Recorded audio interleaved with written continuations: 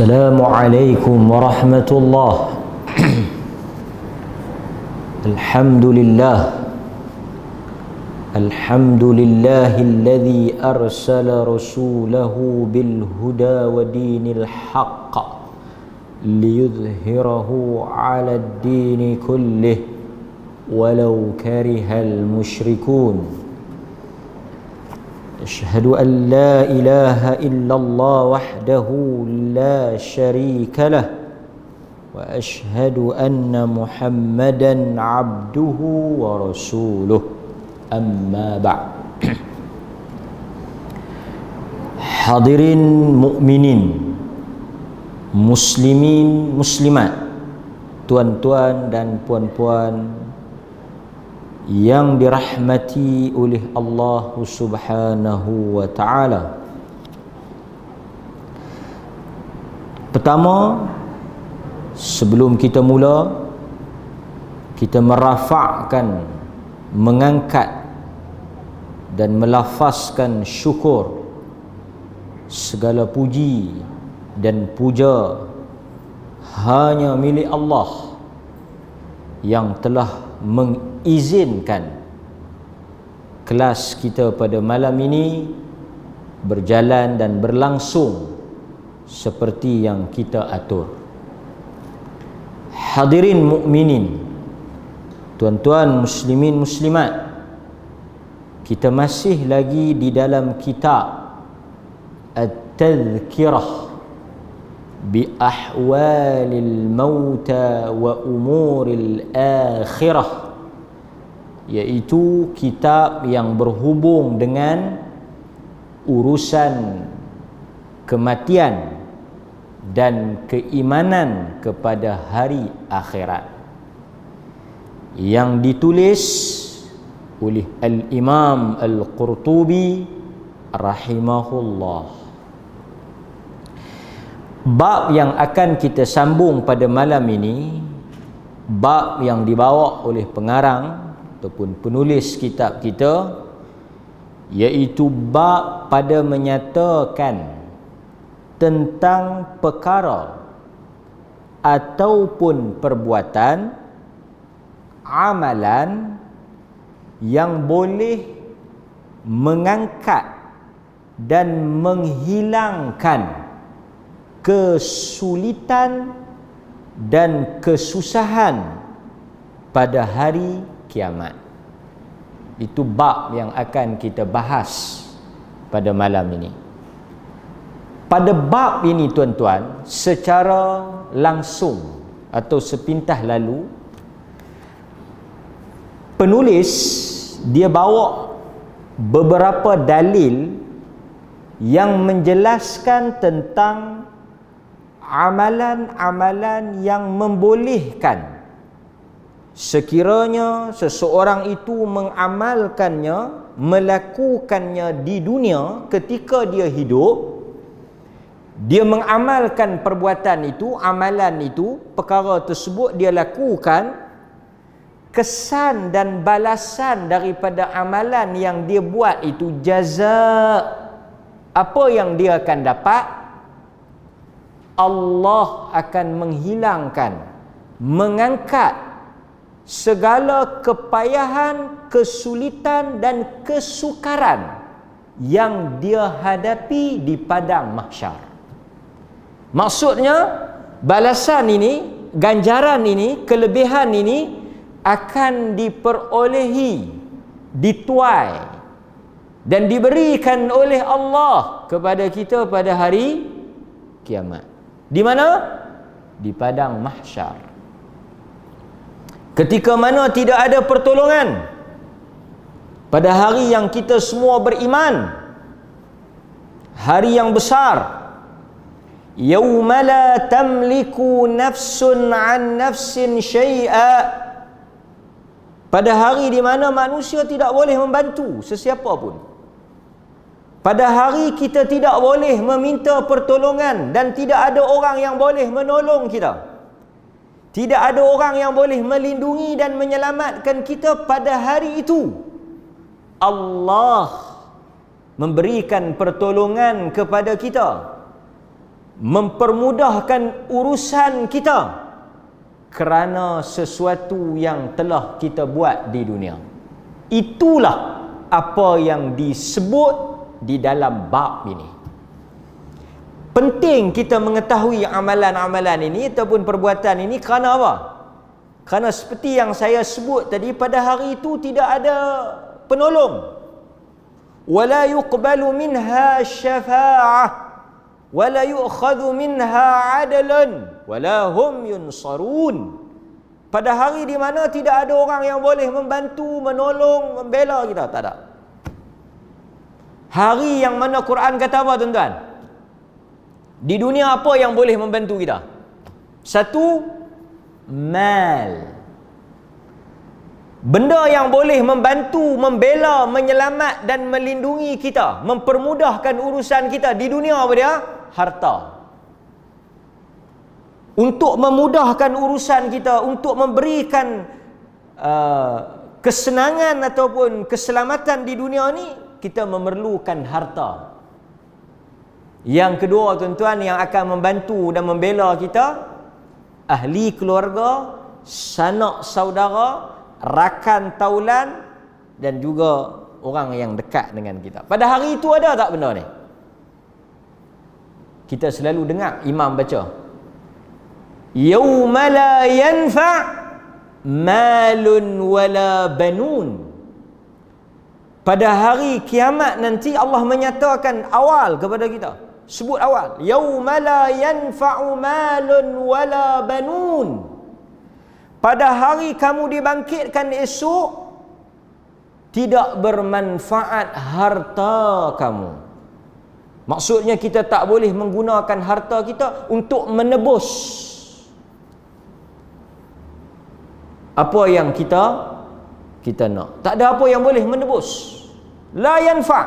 La yanfa' ni maksudnya tak berguna. Tak pakai. Itu yang pertama. Yang kedua apa dia? Banun. Anak. Sebab dua benda ini Quran selalu sebut. Kalau tuan-tuan perasan, bila kita baca Quran, dua perkara ini selalu disebut bersama. Kalau kita tengok Al-Quran, dua benda ini akan selalu digandingkan, selalu disebut secara bersamaan di dalam satu ayat. Malun banun. Innama amwalukum wa auladukum. Dalam setengah ayat. Setengah ayat dia guna mal, dia guna mufrad, mal. Banun, anak. Dalam sebahagian ayat dia guna amwal, aulad, anak juga, harta juga. Sebab apa, tuan-tuan? Kerana kata ahli tafsir, di kalangan ulama tafsir, mereka sebut apa?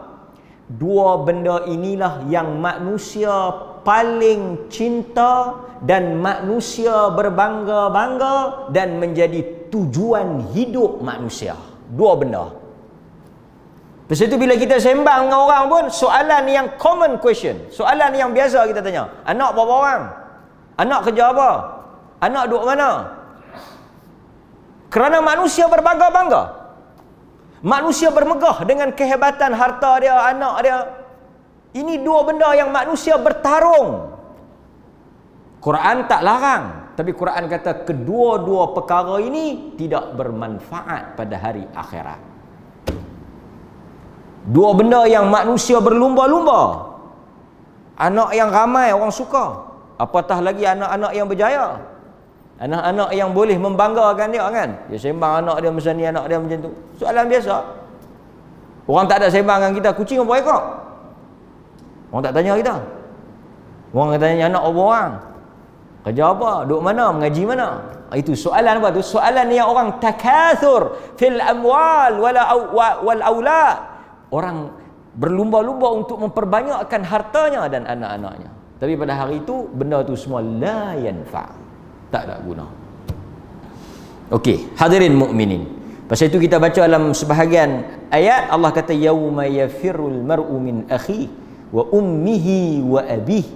Pada hari manusia lari dan hatta kita baca dalam Sahih Bukhari, bagaimana di kalangan para nabi, anbiya, mereka juga tak boleh membantu keluarga mereka. Nabi Ibrahim jumpa dengan bapa dia Azar pada hari kiamat. Mereka bertemu, dua-dua bertemu. Ibrahim alaihissalam dengan ayah dia Azar. Mereka berjumpa. Dalam hadis tu sebut apa? Nabi Ibrahim tak boleh tolong bapa dia. Nabi Ibrahim yang disebut sebagai Khalilullah, yang kita sebut kama sallaita ala Ibrahim, yang di kalangan para nabi Allah mengangkat Nabi Ibrahim daripada tulang sulbi, daripada benih Nabi Ibrahim itulah keluarnya semua para nabi. Sebab itu dia digelar Abul Anbiya, bapa kepada nabi-nabi. Ni siapa dia? Siapa dia yang menjadi usul, yang menjadi induk semua nabi mai daripada dia? Nabi Ibrahim. Keturunan dia keturunan para nabi, termasuk Nabi kita Muhammad sallallahu alaihi wasallam. Susur galurnya bertemu dengan Nabi Ismail. Ismail itu berbinkan Ibrahim. Tetapi Ibrahim yang diangkat sebagai Khalilullah, yang begitu dekat kekasih hati Allah, kekasih Allah, dia juga tak boleh membela dan menyelamatkan ayahnya.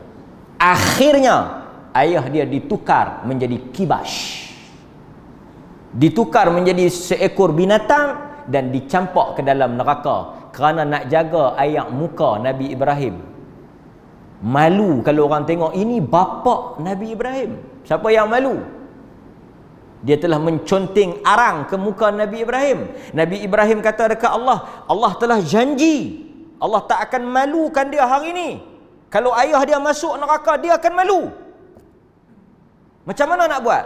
Allah Ta'ala tukar ayah dia. Ini semua tuan-tuan suatu pengajaran kepada kita bahawa manusia itu bergantung di atas diri dia. Mudah-mudahan tuan-tuan adalah amalan yang kita bawa bertemu dengan Allah boleh menyelamatkan kita. Saya dan tuan-tuan, kita akan berharap dengan apa yang kita buat.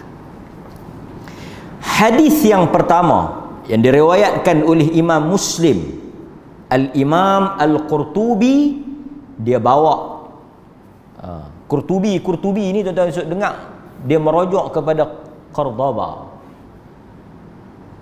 Cordoba ni di Spain lah, Andalus. Andalus ni Spanyol, kan? Tapi daripada Spain ni, Spanyol ni, selain daripada tuan-tuan Spanyol ni macam-macam lah kita dengar, kan? Selain daripada Spanyol ni, Spain ni, Andalus, dia banyak tokoh-tokoh ulama, alim, jaguh lahir daripada bumi Andalus, Spain, Spanyol ni. Antara yang terkenal, yang masyhur, Ibnu Hazmin Al-Andalus, alim besar Ibnu Hazm.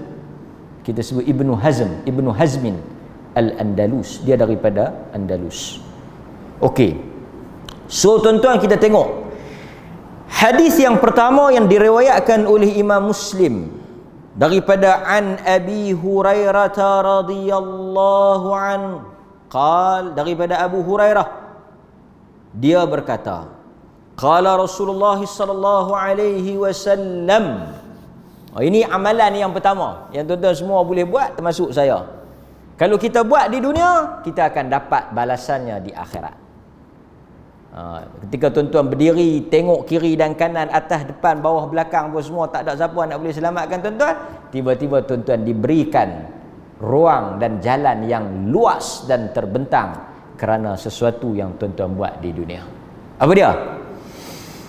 Man naffasa an mu'min kurbatan min kurabid dunya naffasallahu anhu kurbatan min kurabi yaumil qiyamah wa man yassara ala mu'sirin yassarallahu alaihi fid dunya wal akhirah.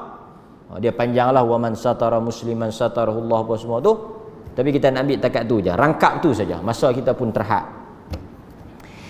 Sesiapa daripada kalangan orang-orang mukmin nafasa, tanfis.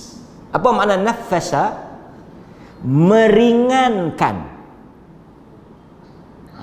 Meringankan. Tuan-tuan kena ingat perkataan word yang digunakan oleh Nabi itu, meringankan. Sesuatu kepayahan, kurbatan. Kurbatan ni sesuatu yang susah, sulit, sukar, payah, masalah lah. Tak kira lah, umum. Masalah ni umum. Masalah wang ringgit, masalah kesihatan, masalah apa semua. Dia pi kurangkan masalah tu. Dia pi ringankan. Okey tuan-tuan, masalah ni dia ada dua. Satu, meringankan. Satu lagi, menyelesaikan. Ada beza? Ada beza. Yang mana yang paling hebat? Menyelesaikan. Saya bagi contoh tuan-tuan. Satu orang lepas keluar pada Masjid Alwi, dia mai jumpa. Dia kata, "Pakcik, saya nak balik naik bas, nak beli tiket. Berapa?" RM50. Tuan-tuan main masjid tak bawa duit. Kan? Main masjid tak bawa duit. Adalah RM10. Masalah dia hanya selesai dengan RM50. Tapi tuan-tuan ada 10. Dia kata, macam mana nak buat lah? Hang nak pakai 50, pakcik ada 10. Hampir cari orang lain lah. Janganlah macam tu kan. 10 yang ada tu pun bagilah. Dia kata kalau bagi pun bukan nak boleh selesai apa. Korang-korangnya dah ada 10, taklah payah nak cari lagi 40. Dalam hadis ni dia kata selesai ke atau dia kata meringankan? Tengok rahmat Tuhan tu. Pemilihan bahasa tu, pemilihan kata itu memberikan pengajaran kepada kita. Tuhan dia tahu bahawa setiap daripada kita tidaklah mampu nak selesai. Tuan-tuan, masjid terbakar di Alok Redih. Nak selesai kurang-kurang 300,000. Ada siapa-siapa boleh bagi seketui selesai terus? Ada siapa-siapa dia kata ni, apa dok buat kutip buat malu kat orang ni? Berapa? 400,000. Pi di rumah saya petang esok, saya bagi penuh 400,000. Tak dok carilah buat malu kat orang. Ada. Untuk nak selesaikan benda tu besar. Dan berapa banyak masalah dalam dunia ni yang kita dengan kemampuan yang terbatas kita tak boleh nak selesaikan. Tetapi Allah telah membuka peluang. Dia tak kata selesai tau. Dia tak kata menyelesaikan. Tengok Nabi punya word, dia tak kata sesiapa yang menyelesaikan masalah. Dia tak guna kalimah tu. Dia hanya guna kalimah meringankan. Masalah selesai tak? Masalah tetap tak selesai. Cuma dia kuih ringan, dia kuih mudah. Padahal yang tu kita boleh tak? Tuan-tuan, yang meringankan tu boleh tak? Boleh kan? Mungkin kita tak boleh selesaikan tu, tapi sekurang-kurangnya mungkin kita boleh bagi meringankan ni luas. Kan? Sebab itu orang tanya kita nasihat. Kita dengar, ui masalah hang berat, masalah hang payah nak selesai. Memang masalah dia payah, tapi sekurang-kurangnya kita bagi sikit nasihat, bagi semangat, dia pun rasa okey, aku tenang, nanti aku fikir macam mana nak selesai. Itu termasuk di dalam hadis ni. Ini menunjukkan Nabi nak membuka seluas-luasnya pintu ini, bahawa setiap daripada kita mampu untuk meringankan. Tak tahulah kalau sampai tuan-tuan kata, saya ustaz sikit pun tak boleh nak tolong apa. Oi, adakah satu orang sampai tak boleh tolong apa? Kan? Tak boleh. Sebab itu ada hadis. Tuan-tuan tengok tak? Satu orang mai tanya Nabi, macam mana nak buat baik? Nabi kata sedekah. Tak boleh. Saya pendekkanlah hadis tu. Tak boleh tolong orang yang bagi sedekah. Tuan-tuan tak boleh bagi sedekah, tuan-tuan pergi tolong. Artinya alternatif. Dia kata tak boleh. Sedekah pun tak boleh, pergi tolong orang bagi sedekah pun tak boleh. Nabi kata hang duk sengak. Duk sengak boleh? Jangan pergi kacau, jangan pergi ganggu orang yang nak buat baik tu. Boleh tak? Tak tahu lagu tuan-tuan, saya duk sengak pun tak boleh. Tak tahu. Kan? Sebab itu kita ada banyak ruang. Nabi kata siapa yang meringankan, mengurangkan. Artinya hadis ni juga mukhalafah dia apa dia? Siapa yang menyusahkan, menambahkan kesusahan, Allah Ta'ala akan susahkan dia. Itu dia tuan-tuan. Sesiapa yang menyusahkan orang dalam apa bentuk cara sekalipun, ingat, dia akan disusahkan.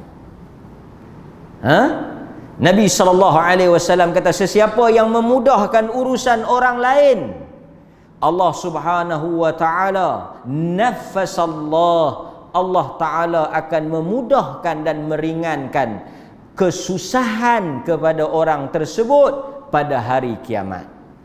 Waman yassara ala mu'sir, sesiapa di kalangan orang beriman yang mempermudahkan seseorang yang di dalam kesulitan, mu'sir, fa inna ma'al usri yusra. Tengok, usri susah, yusri mudah. Yusri mudah, yusrun.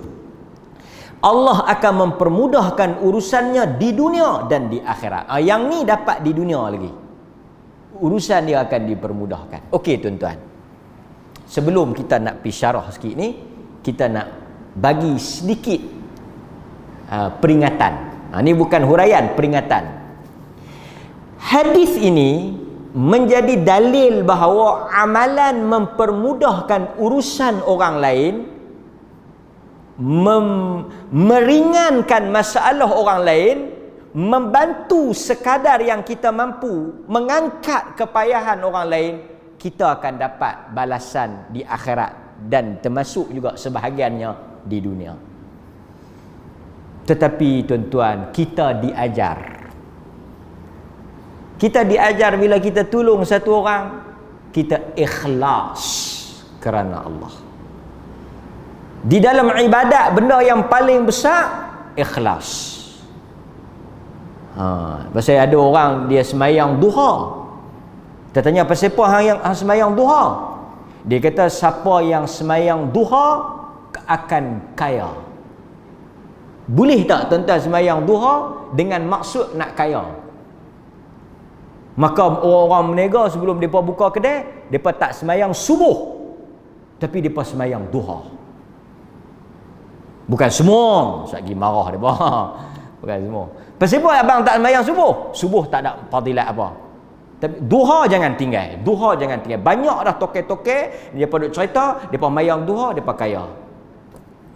Boleh tuan-tuan? Ini satu bentuk kekeliruan di dalam memahami fadilat. Satu orang yang semayang duha kerana dunia, kerana untung dunia, dia telah syirik di dalam amalan itu. Kerana dia meniatkan salat itu untuk apa? Untuk apa? Untuk dunia. Quran kata apa? Faman kana yarju liqa'a rabbih falyamal 'amalan salihan walan yusyrik bi'ibadati rabbih ahada. Tuhan kata jangan meniatkan amalan melainkan kerana aku. So tak boleh satu orang pergi semayang dengan niat nak kaya. Kita pergi satu kedai, tengok dia gantung ayat 1000 dinar. Ini saya nak bagi tahu ni, meletakkan fadilat ni. Pertama, kita tak boleh pandai-pandai. Salah satu daripada masalah besar masyarakat ni, mereka memandai-mandai dalam urusan menentukan fadilat. Surah ni fadilat sekian, semayang ni fadilat sekian, kayu ni fadilat sekian, batu ni fadilat sekian, kain ni fadilat sekian, selawat ni fadilat sekian. Yang mana benda tu tak ada dalam Quran, tak ada dalam hadis. Dia mereka. Fadilat ni siapa nak bagi? Tuhan nak bagi. Pasal itu tuan-tuan berhati-hati. Sekarang tersebar amal ayat ni selamat daripada coronavirus. Banyak. 3 kul nu 4 bismillah ni, bismillah 4 alif lam 7 lah apa semua untuk coronavirus. Siapa abang? Mai mana? Daripada mimpi tuan guru. Syakan. Lagi dahsyat di Indonesia, ada satu orang apa nama tak tahu, dia telah interview, dia telah temuduga COVID tu. Kita baca tak? Di Indo, dia pergi temu dulu COVID itu telah habaq. Macam mana nak settle masalah dia? Syakan Indo sentiasa mendahului kita. Kan? Tapi saya nak bang, dulu ada apa mimpi kan. Tapi saya nak cerita ni semua karut, khurafat. Jadi kita tak boleh letak termasuk fadilat ni. Pasal pergi gantung ayat 1000 dinar. Ayat bukan ayat 1000 dinar, surah At-Talaq tu, wa may yattaqillah. Dia kata barang siapa yang gantung ayat ni, murahlah rezeki dia. Siapa yang habaq? Sebab itu tuan-tuan, lepas ni bila dapat SMS, dapat WhatsApp, dapat pesanan, dapat surat, dapat apa-apa iklan, dapat apa-apa petua, nombor 1, soalan yang pertama, tuan-tuan tanya, mari mana? Siapa petua? Siapa habaq? Dia tak ramai orang duk share? Tak. Beware. Kita hati-hati. Baca surah Yusuf, anak jadi segak. Baca surah ini, fadilat yang tidak ada dalam hadis, palsu. Fadilat yang karut, yang tidak dibaca Quran itu untuk muka segak. Muka segak, tuan-tuan, nak segak macam mana? Segak tak segak ni dia ikut siapa? Lepas itu kalau tuan-tuan tengok anak segak je, tengok mak dia, tengok pak dia, mesti segak. Anak India bila dia keluar, dia akan India. Anak Melayu macam Melayu. Satu anak Melayu keluar main putih, segak macam Pakistan. Jaga-jaga. Dia kata pak dia kot Pakistan. Dah pak dia Melayu kangak ni. Ya nak macam Pakistan ni.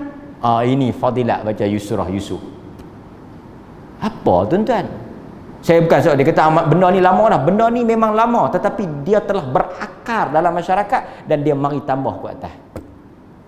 Itu satu. Nak menentukan fadilat, nak kata benda ni dapat macam ni, benda amalan ni macam ni, buat ni macam ni apa semua, dia mesti sabit daripada nas. Kerana benda-benda macam ni Tuhan yang nak bagi. Pelindung nu, pedinding ni, pelarih nu, pengasih. Ayat ni pelarih, ayat ni pengasih. Ini semua fadilat tau. Tahu tak fadilat? Buat ayat ni melariskan jualan. Buat ayat ni menambah kasih sayang. Itu semua dia panggil apa? Itu dia panggil kelebihan. Kelebihan tu hak siapa? Hak Tuhan. Bukan hak kita. Maka ini patut kita hati-hati. Kan? Nampak? Hadirin mukminin. Kemudian kita sebut, kita sambung balik dalam hadis ni. Di antara bentuk, dia kata hathas syar' ala qada'i hawaijin nas wat-taysir 'alaihim wa naf'ihim bima yatayassaru min malin wa ilmin aw ma'unatin aw musyawaratin. Dia kata hadis ini menjadi suatu galakan dan motivasi untuk kita berlumba-lumba memenuhi hajat manusia, memudahkan urusan mereka, memberikan manfaat kepada mereka, sama ada dengan apa? Banyak cara lah. Dengan cara yang pertama, mal. Siapa yang ada duit, guna duit. Siapa yang tak ada duit, guna ilmu. Siapa yang tak ada ilmu, gunalah apa-apa pertolongan atau buah fikiran. Kadang dia ni duit pun tak ada, tenaga pun tak ada, tapi dia boleh bagi pandangan, nasihat. Okey lah.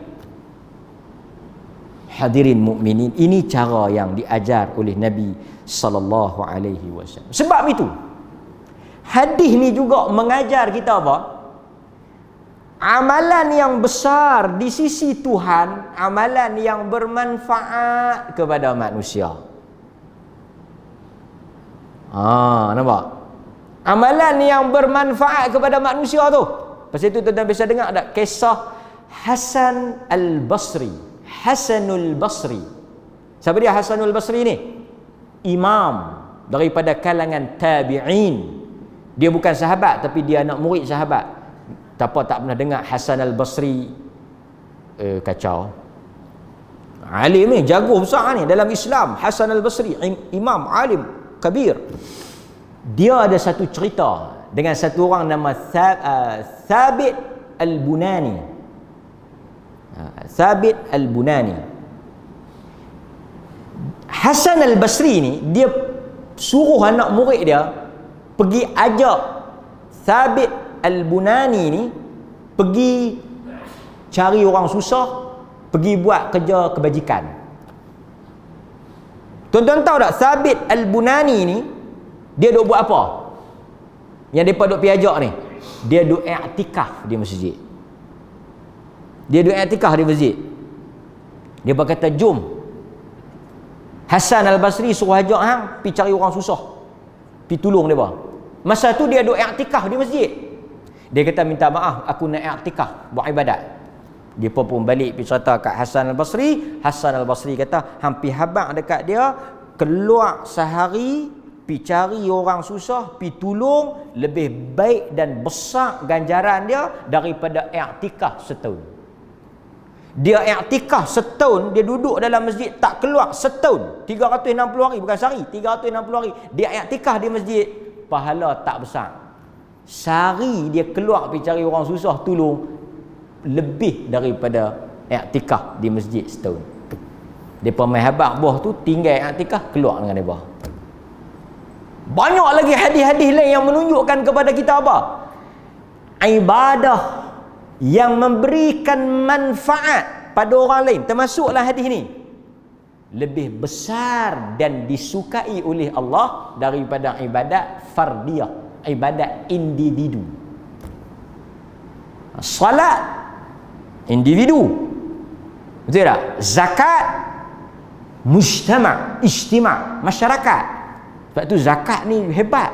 Orang yang bayar zakat ni besar di sisi Tuhan, mulia di sisi Tuhan. Pasal bila dia semayang 2 rakaat, dia saja yang dapat pahala kelebihan, tapi orang yang bayar zakat, nampak? Dia ukuran dia macam tu. Nampak? Hadirin mukminin. Pasal tu ada kelebihan orang-orang yang buat kerja yang orang lain boleh menolong di atas kebaikan dia.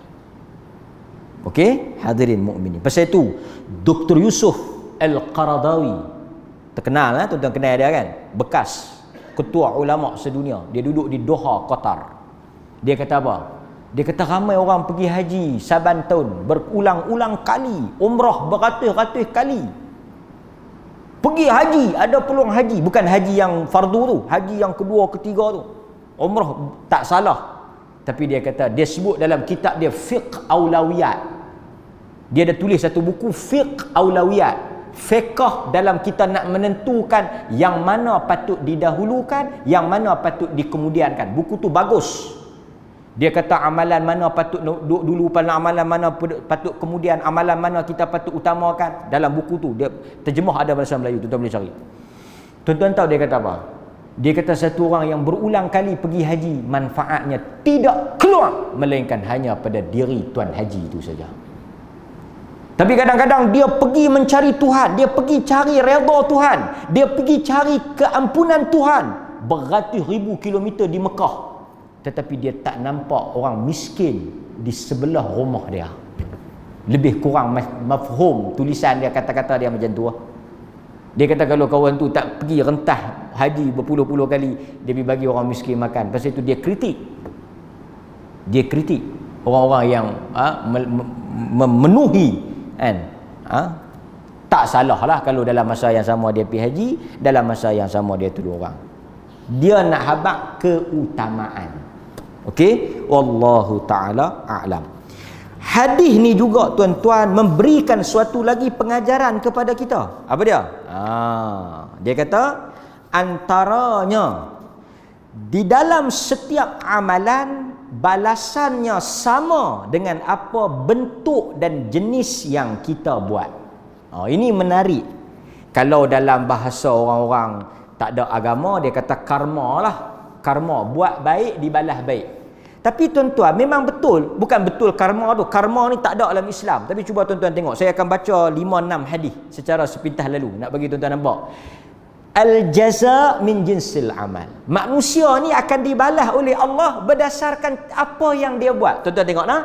Dia mudahkan urusan dia, balasan dia, urusan dia jadi mudah. Sama. Saya bagi contoh yang lain. Tengok dalam hadis daripada Ibnu Umar, daripada Abdullah Ibnu Umar, Nabi sallallahu alaihi wasallam sebut, Nabi kata apa? Ahabbun nas ila Allah taala anfa'uhum linnas.